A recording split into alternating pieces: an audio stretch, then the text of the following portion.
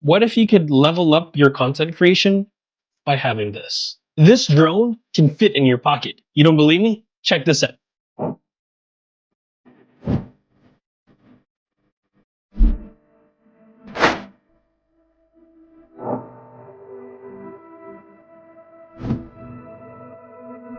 What's up, everybody? Welcome back, or welcome if you're new. I hope everyone had a Merry Christmas and a Happy New Year. This is going to be a video about this thing, the DJI Mini 4 Pro.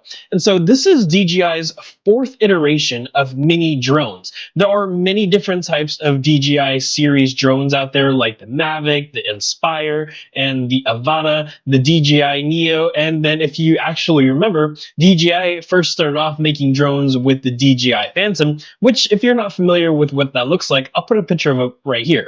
And so with this drone, the DJI Mini series, DJI really aimed at making drone portability as easy as possible. The days of having to compromise of having a camera drone with maybe a really good camera or a really stable drone, those days are gone because the Mini 4 Pro drone actually does both. So I'm not going to get too deep into the specs and technical details of this Mini 4 drone, but I will place them up right here so that way you're able to see it. So I've been flying drones before DJI actually started making consumer drones. I had some of those Toys R Us drones or those KB toy drones that were like super hard to fly and they were just super manual. But then that really sparked my love and interest and just my passion for flying these drones. And so there are many different types of drone manufacturers out there, but in the United States and maybe even globally, the DJI brand has really been the company that just pioneers where the drone industry goes. So when DJI makes these mini series drones, they make it so that way the compromise between portability and camera quality is gone. Because we're gonna talk about this, but this camera right here is pretty good considering its size. But also looking at the size of the drone, look at how small this thing is. I have I guess an average size hand, but look at this size compared to my hand.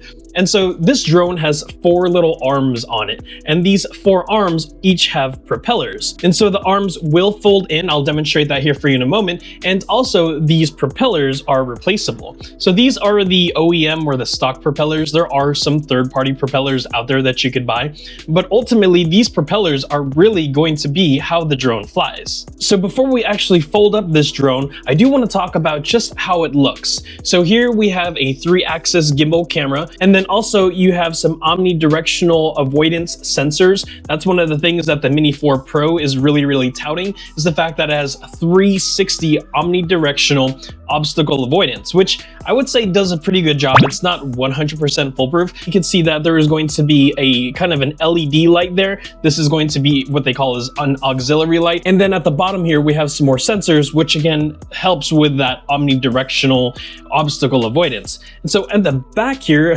forgive my labeling, I'm kind of a label addict, we have a battery. So there are different types of bundles that DJI offers for this. I bought the creator combo, or the fly more combo, excuse me. And so you can actually replace these batteries. And so with the DJI Mini 4 Pro fly more combo, you can actually buy the drone, its remote controller, which we'll talk about here shortly, as well as 3 batteries that you can use to fly your drone, but also to charge other devices. So we'll talk about that. And so the batteries are actually going to be about the size of the palm of your hand. Again, I have a normal size hand, and you can see that the drone's battery is pretty light. And so it has to be light because the DJI drone, this specific one right here, is known for its weight. As per the United States FAA guidelines, any drone, any consumer drone that is above the weight of 250 grams needs to be registered with the FAA. And this drone doesn't need that registration because of the fact that this drone is actually less than 250 grams. It's actually 249 grams. So just below that threshold of having to do the whole FAA guidelines and registration stuff. And I do want to say that you should probably still register this drone with the FAA just because, I mean, why not? But that's a Derek thing. In order to take the battery out, there are going to be little clips right here on both sides of the battery, and you simply just pinch it like so, and then you take it out. And so now there's the drone, there's kind of the cavity and where the battery was at. And to put it back in, again, you just kind of slip it back in and bing, bang, boom, your drone is ready to fly. On the top portion of the drone, you have this button right here, which gives an indicator of the charge of that battery, as well as turning on and off of this drone. Each of these batteries are honestly quite impressive. I mean, look at the size of it. First of all, here is an iPhone 15, and then here is the battery. I mean, it's tiny. It fits inside of the screen of an iPhone. And you could actually take 3 of these and then go ahead and put it into its kind of charging cradle like so. And so that way, you're able to charge all of the batteries all at once and then have 3 batteries to use whenever you want. And again, if you wanted to buy more batteries, you could go ahead and go to Best Buy or Amazon or the DJI website and then purchase more what they call intelligent batteries. So this charging cradle is actually pretty cool because, like I just mentioned, you can charge all 3 batteries at once, and you can tell by its little LED indicator at the bottom here.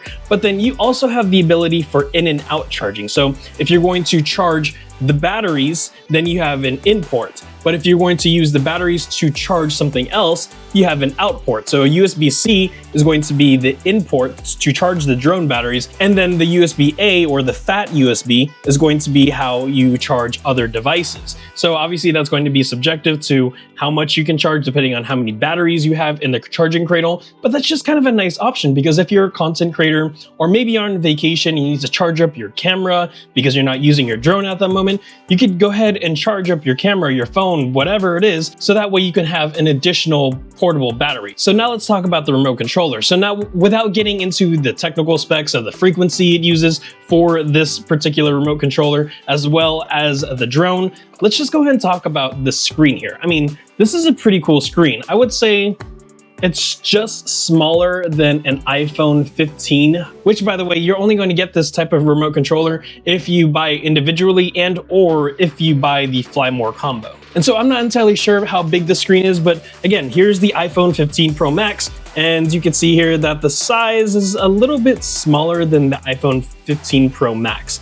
And so here's it left to right, and then top to bottom. I've been using drones for quite some time, and before DJI actually released a display in with the Fly More combo, you actually had to have your iPhone or your phone or whatever it is and kind of attach it to the top there, and then your phone would be your drone's display, which was cool. But then I found out that I was in situations where my phone battery was about to die, and then I couldn't use the drone because I didn't have my phone battery to attach. So now the fact that I have an actual built-in display to the remote controller just kind of saves me a little bit of a headache. So that way I only have to charge one device, as well as obviously the drone and its batteries. So on the actual remote control, we have 2 antennas, which come up like that, and they just kind of pop out. You have 2 thumbsticks or joysticks. Again, you have the display. And then from here, you also have kind of 3 navigation buttons. So this slider in front here, I can't see my screen. There it is. This is going to allow you to choose different type of flying modes. So we have cinematic, normal, and sport, and each of those will have their own type of flying parameters that the drone is allowed to fly to.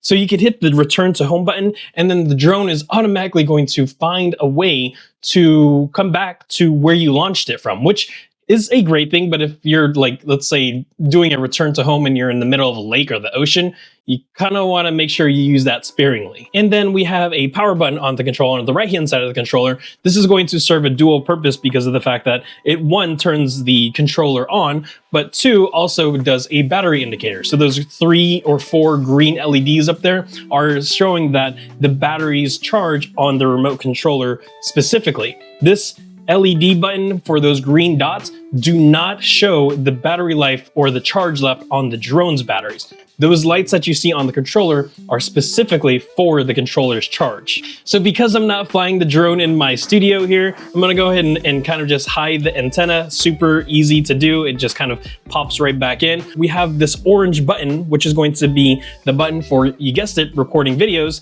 And then we have kind of a scroll wheel here, which is going to allow for the camera on the drone to get different angles. Same thing for the right hand side, you get another scroll wheel, and then on the right hand side, instead of a recording button, you get a camera button. And then on the back end here, you have some paddle buttons, C1 and C2, I think is what they're called. And this is actually going to be where you're able to kind of switch different angles and kind of a pinch without having to have the scroll wheels do it slowly. And also on the back portion here, we have a little bit of like an indentation. This is going to be for the thumbsticks. So I've already unscrewed one of the thumbsticks here, and I'm gonna show you that it kind of just fits neatly into the drone rubbery area here, because whenever you don't want to have the thumbsticks out, maybe you're traveling or what have you, you can see that the thumbstick is going to be gone because it's in the back. But then here is the other side where the drone does have the thumbstick on. And again, that's going to be when you're actually utilizing the drone, which is just really cool because it saves space and it kind of reduces or prevents some of the damage that could possibly happen to the thumbsticks while you're traveling. And last but not least, at the bottom here, we have a USB-C as well as a micro SD card slot within the actual controller. So I would say that the controller is really comfortable. I would say the gripability with this kind of like chunkier sides of the controller, they just make the controller really comfortable to hold. Because I mean, when you're out flying and your drone is somewhere far away and you're holding this, you want to make sure that you're not getting like any hand cramps or anything like that. And I would say that this controller isn't going to be as comfortable as, let's say, an Xbox or a PlayStation controller, but I would say it's pretty comfortable for what it's doing, as well as the weights.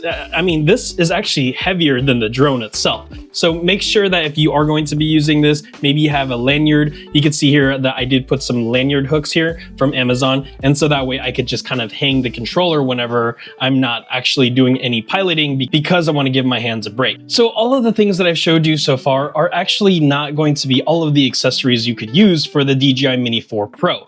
You can actually get a pair of the DJI goggles. I think it's the DJI Goggles 3. You kind of put it on your face and then you're actually able to get the motion controller, which I don't have either one of those accessories because they're expensive, but you could actually turn this drone into a kind of wannabe FPV drone. So this drone is actually utilized for more cinematic capture. You are not going to be able to take this drone and do all these flips and turns and whatnot. You're actually going to get more scenic type shots. I'll throw some B-roll up here for you in a moment. But the fact that you can do scenic shots with such a small drone is pretty amazing.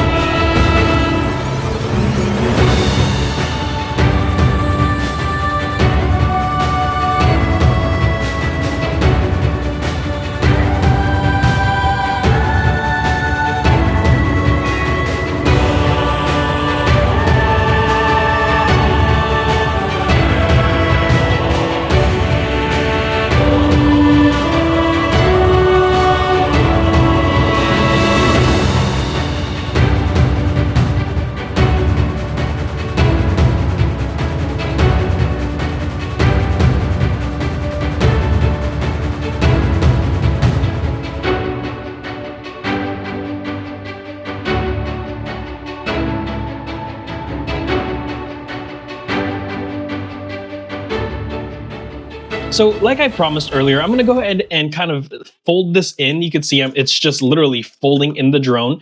And then once you actually fold it in, it's super tiny. So here we go. The propellers don't count for the size, but here you can see the drone. And then here again is an iPhone. So the iPhone 15 Pro Max, the largest iPhone out there. Look at that. I mean, how much more smaller of a drone with 4K camera capabilities do you need? The drone literally sits on the display of the iPhone 15 Pro Max, which is just phenomenal. And here's kind of the profile view of it. And I'll throw some B-roll in here so that way you can see a better size comparison. Now let's discuss the camera. This 3-axis gimbal on the actual DJI Mini 4. All right, so as promised, I'm not gonna get too deep into the technical details for those people who don't care about the technical specs. And so you just wanna know, is the camera good enough to capture that wedding event or go to the beach? And in short, yes, the camera is phenomenal. So without getting too nitty gritty, here are some of the camera specs. So I have my phone here to give me notes on the DJI Mini 4 Pro camera details. So the Mini 4 Pro has an f1.7 aperture. It has what they call as ISO fusion. It has a 1.3 inch sensor. And so one of the cool things about this drone is the fact that this drone's camera does normally shoot horizontally. However, with a press of a button, the camera can flip and shoot vertically. Horizontal and the vertical shooting standpoint really helps with those people who are doing content creation. Maybe you're an Instagrammer or a TikToker or a YouTube Shorts person who does a lot of drone capture with vertical form content. This drone can do it for you. The camera does shoot at 4K resolution with 60 frames per second. So it does have a 48 megapixel camera to shoot still shots. So you can use this drone to take a picture versus just having to do recordings all the time. And then if you're trying to do slow motion, this drone does shoot at 4K 100 frames per second. And the last camera feature that I think is probably the most important is going to be its nighttime feature. So I'm gonna go ahead and put a disclosure out there and saying that the FAA says that you should not be flying your consumer-friendly drones after twilight. So I'm gonna go ahead and say that now. But let's say you're flying your drone back and the sun has setted, because that happens pretty quickly sometimes.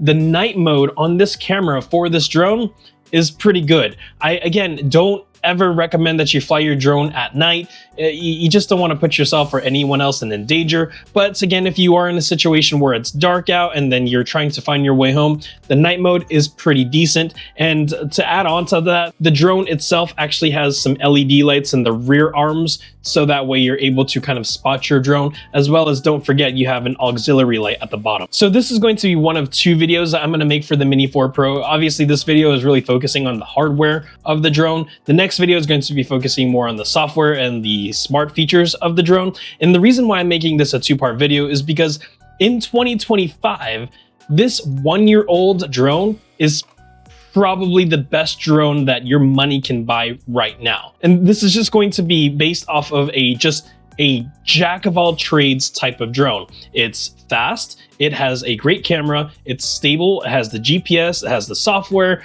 it's portable. I mean, the list kind of goes on and on and on. And so that's why I'm making this a 2-part video, is because this one is just going to be focusing on the hardware. The other one, I'm actually going to be demonstrating some of its cool features, so that way you can decide, is this drone worth your money in 2025? The reason why I'm making the point of this drone being 1 year old is because of the fact that I was actually on YouTube, a YouTuber on YouTube, right?